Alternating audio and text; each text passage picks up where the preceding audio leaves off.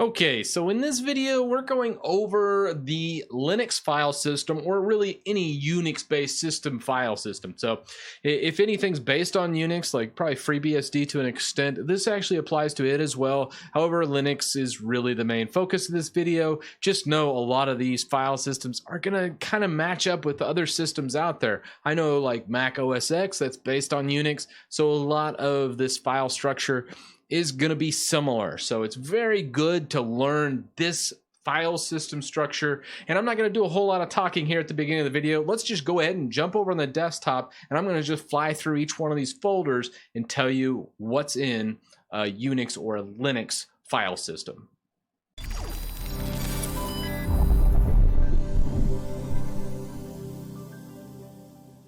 All right, let's start off here. I'm going to do this to terminal just because it's a little easier to show you the file system, but we can also look at it through your file explorer, but I think it's just easier to present it in terminal.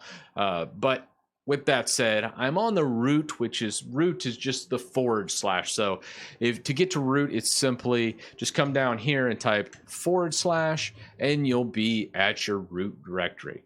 Now we can do a listing where it shows just your lists of the things. But for this, I kind of wanted to show all the hidden files, and also you'll notice the different colors here, like the light blue and the dark blue. Light blue is a symbolic link, meaning those directories aren't really there. They're actually referencing a directory somewhere else. And to really see more, we'll do ls-al. Now, if you're on Ubuntu or any of those types of things, I like to make an alias to emulate this functionality. Now, first seen in Ubuntu was ll, which is ls space -al. So it's a long listing is what that means. So with this, we'll look at our directory structure. You'll notice right out is bin, which is actually a symbolic link to the usr-bin folder. And what bin does is all of our files that we're going to use. So when you actually go and type a command in terminal like execute or something like that, let's see what all's in bin. We'll do a listing of bin, and you can kind of see it's your everyday commands like pwd shows you your path that you're in, these types of things, and they're regular commands that are system wide. You shouldn't be adding any files in here or any shortcuts to certain commands to get that to work. This is a system-wide level, and that's why I'm like, I never really add anything into it, and I don't think you should either. However, I'm sure some people in the comments will disagree on me on this one, but personally, I never do.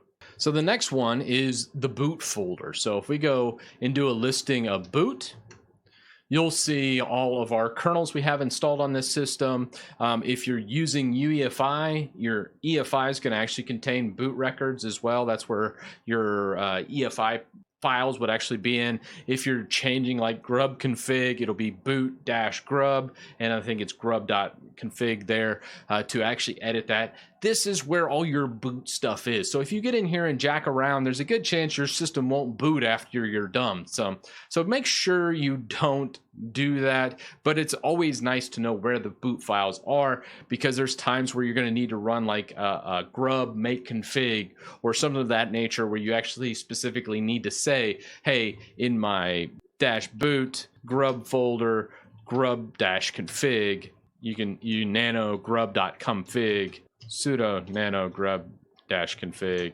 You can actually see a lot of the actual partition files that you might edit. Now, this is actually generated automatically by grub make config, and if you were to edit something here, it can definitely cause some issues. So I don't recommend it, but this is what is actually booting from your system, a lot of the grub here. Again, if you're going to mess with this, I don't recommend it. I always recommend for editing the boot stuff, use grub customizer or something to guide you. At least hold your hand for the first couple customizations. But you do need to know what your boot folder is and what's in it. So that's the boot folder. Next up is going to be dev. Now, Dev stands for devices. So if we actually do a listing of dev, we'll get a huge list. And usually this is a little bit of everything. Now, I never do anything with TTY. SDA and SDB are typically hard drives. Those are physical hard drives, usually on a SATA connection. Now, if you're on like NVMe drives, usually that's actually NVMe E0 partition 1. It's a weird scheme for the NVMEs, but you'll see them labeled as such. And probably the biggest thing that you need to be aware of is CD-ROM. When it pops up in here, it'll actually be in here. Now, I use this command probably at least every week or two, and usually from the dev folder, I usually need to mount a CD-ROM to pull files and things like that, whether that's from an ISO or whatnot. Anything that's actually mounted on like a virtual machine, I'm always mounting the CD-ROM device. So it's important to know you can't physically drill down into devices from the dev folder, but you could easily do like a sudo mount dev CD-ROM, and then this would be the actual device you're mounting, and then you would mount it to a folder, and this would take us to our next folder, which is MNT. This is where temporary mounts would go. Typically on any system would be the -MNT folder. I would just say, hey, I need to put this device somewhere just for this boot, and next reboot it can go away. And this right here would mount the CD-ROM to -MNT, and you could actually CD into MNT and then do a listing and see what's on that CD-ROM, and then you could mount it or unmount it after you're done. So with that, we'll go back into our root. The next up is lib and lib64. Now, I'm not going to do a listing on these because these are library files and there's just a gazillion of them. Just know that anytime a program runs or it needs a specific library file to, let's say, make compiles and those types of things for your system to function, it need that library file. So that's what's in lib and lib64. It's really important. These are also symbolic links to the USR folder, which we're going to get down to it eventually. Past that, that's all it is. Now, lost and found, that's our recycle bin. Enough said there. Media, this is where we permanently mount secondary devices, almost on every system. Now, most systems out of the gate don't actually have a media folder. I always make the media folder directory if I have a secondary drive. So if we go into media, we can do a listing. You'll see that I have actually one secondary drive, which is this 2 terabyte. Now, no machine, that's just a remote software I use on occasion on a system like this. But the 2 terabyte is actually a 2 terabyte drive I have that I have a whole bunch of other stuff listed on. I do my time shift to it. I have some games on it and other things, but this is actually a 2 terabyte drive I have in that system just to store stuff on. And I always mount that to media, which is like the root where you permanently mount secondary devices, and then usually I name it something very identifiable. It doesn't necessarily be like the size of the drive, because this can be confusing if you do the same size drives and do multiples of. I just kind of do a short blurb of what that is, or it could be like Linux data, or if it's an NVMe drive, I might go Linux fast data as that actual directory, just to kind of jog my memory. And then from here, if I want to put those in, like, let's say my home folder to have easy access, I would do a symbolic link to them. And I've done videos on symbolic links, and I'll link that down in the description as well. But this is what the media folder is used for. Moving on, we just covered MNT. Now for proc or processes, this is actually just kind of the running processes on the system. I've actually never really done much with the proc folder. I just know that it's there, and there's usually a bunch of numbers identifying with certain processes. But as far as getting in there and actually modifying stuff or actually using this from the directory, I never touch it. I just kind of leave it be. Going on from here, the root folder, this is where, like, let's say you change into root, sudo su, and change into root. And if we go cd home, you'll notice that this is the -root folder. This is the home of the root user. So typically there's nothing in here, which if we do a listing, you'll see there's nothing in there. But sometimes people put something. If you're running as root, you might do that. I say never run as root except in some very extreme circumstances, but definitely don't run any programs as root. Otherwise, you're going to probably mess up your Linux install. Pro tip. Moving on, we'll go to the temp folder. And this is where you basically store all your temporary files. Now, this is to be wiped away on reboots and just regular system maintenance. So don't ever put anything in dash temp that you actually need. This is just one of those things. Now, moving on, there is USR. Now, USR, I used to think is like when you first get in, you say user, except there's no E in this actual thing. So don't call it the user folder. I've called it the user folder in the past, but this is actually Unix system resources. If you're coming from Windows, think of this as like your system 32 folder or your Windows folder. It's something that you don't want to mess with because this is where most of your system files reside. And if you do some nastiness in the USR folder, it's probably going to come back and get you. So definitely don't do anything bad in here. Now, the last folder here is var. This is where like variables and other things are stored. I'm typically not in var too much, but there is 2 subfolders in var that I wanted to go over real fast, just to kind of touch base. Now, looking at this, there's 2 that I use on every single installation, and I'm constantly in. The first one is the log folder, which if we do a listing, this is where all your error logs and other things happen. You can say, hey, what was my last, if I do like just a simple tail and just pull in the last 10 lines of the Pac-Man log, and I'll see, okay, what was my last thing in Pac-Man that I was doing? Something with Yay and Synology Drive. I must have been installing that package. So I can kind of trace what's happening on this thing using the log folder in a lot of things. So it's really a cool folder to be in. So no var-logs, very important in systems. And then the other one, which actually isn't on here because I don't have it installed, but if you install a web server or a LAMP stack, which is Linux, Apache, MySQL, and PHP, if you install that LAMP stack, please note it's gonna be var www. That's like its stock install location. This is where your website's gonna be. Usually it's www-html or the actual website name, depending on how you set up your Apache config.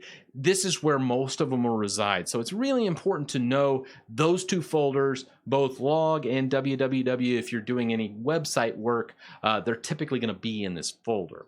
Now, there's one folder in here I did miss when I was going through, and also a very important one that I can't believe I actually didn't talk about yet. And I kind of want to save it for last because it's one of the ways you customize your system.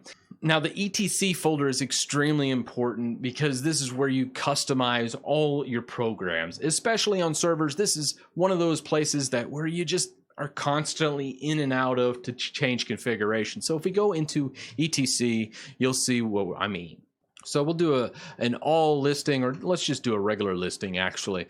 There's a lot of places like OpenVPN files will be in here. If we go into CD OpenVPN, and we'll do a listing, and you can go into your client, and then from the client you could drop your OVPN file directly in here, and then next time you load your OpenVPN, a lot of times it'll go ahead and pull all the OVPN files from this folder. And there's so many other places setting static IPs were done through the etc folder. There's just, it goes on and on and on. Please note, almost every time you touch anything in the etc folder, this is the super user directory. So that means you're going to need to do like a sudo nano, and then let's say I needed to do etc pacman.conf to enable like 32-bit libraries. That would be a good example. I could do that, type in my super user password, and then we come down in here and go, okay, multi-lib's enabled. I got 32-bit support.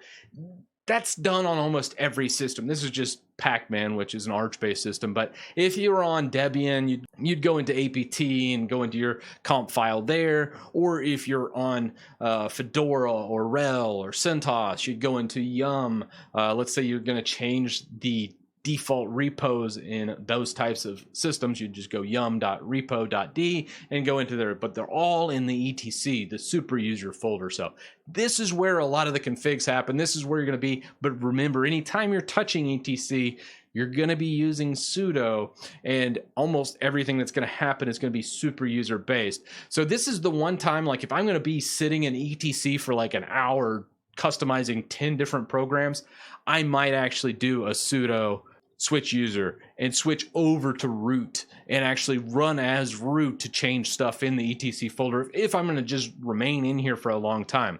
I don't recommend ever being as root, but this is the one instance where you'll see me jump into the root, and that's because I'm going to be sitting here running probably 10, 20 plus commands out of etc, and I don't want to constantly be typing sudo. So it's kind of a neat way to get around it. But again, if you're not in the etc directory, don't use root and change stuff, because if you change stuff outside of the etc directory, let's say your home folder, you're going to have a bad time, bro, because it's going to use all the permissions from root and you're going to get locked out of it at everything on your user. So if you're in home and running as root and changing stuff, it's just bad. It's just really bad.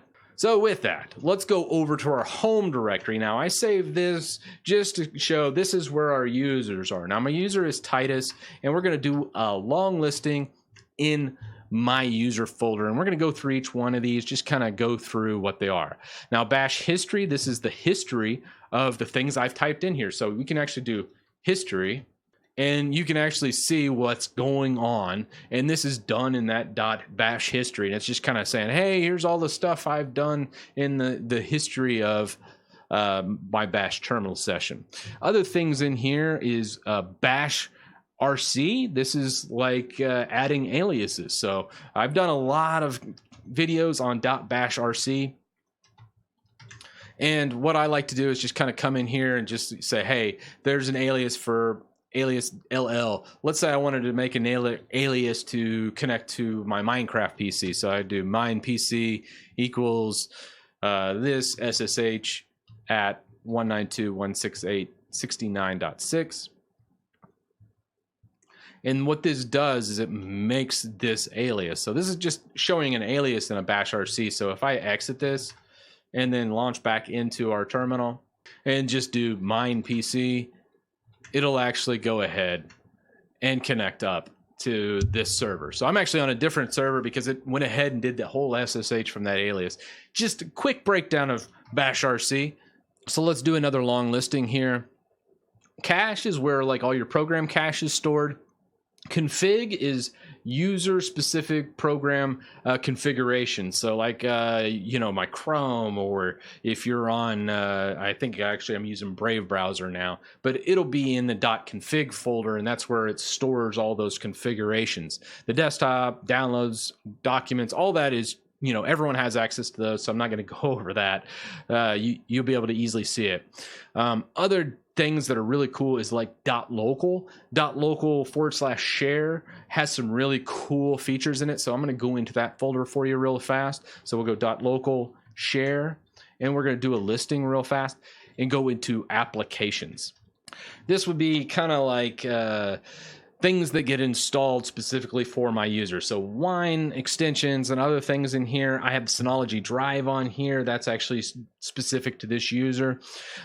Those types of things would be in the .local share applications. It would be user specific applications for this user are stored in here. That's one of the big things in here I wanted to kind of show.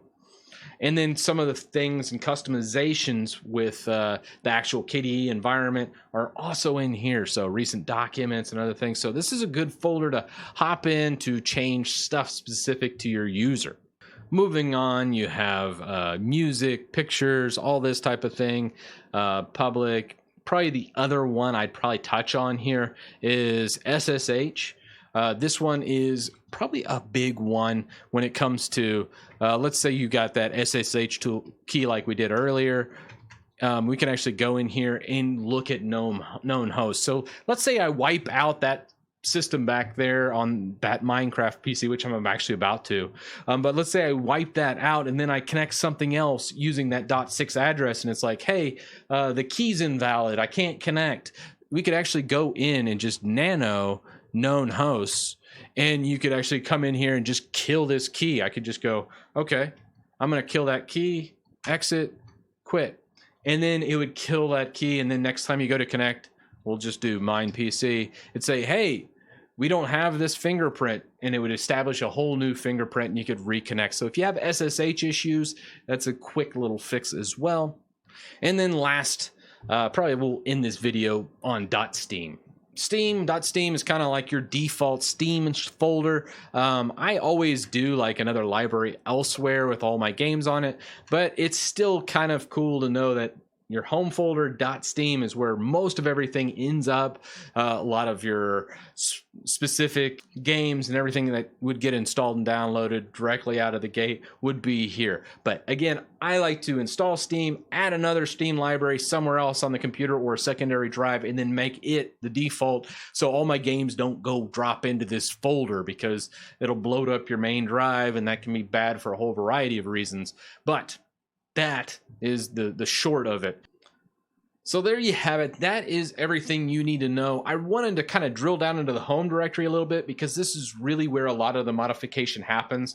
A lot of the stuff from the root, which a lot of people have touched in articles and things, I kind of want to dive a little bit more into the home directory, because this is where you should be adding your executables and programs and other things that you will use on your system, and not really touching like bin or sbin. These are system functions, and you really should stay away from them, but at the same time, you should know what they are. So with all that said, let me know your thoughts down in the comments section. A big shout out to all my patrons. Without you, I couldn't make videos like this one, and I'll see you in the next one.